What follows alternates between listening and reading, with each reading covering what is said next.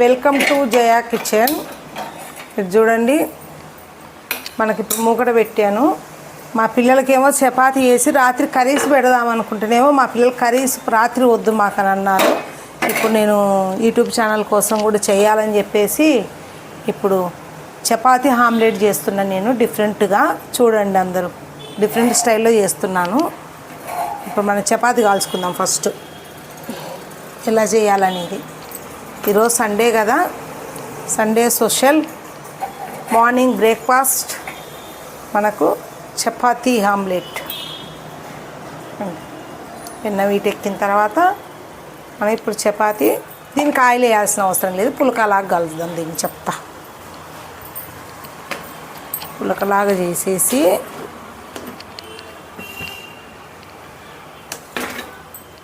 ఇలాగంతా తిప్పుకుంటూ కాల్చేసి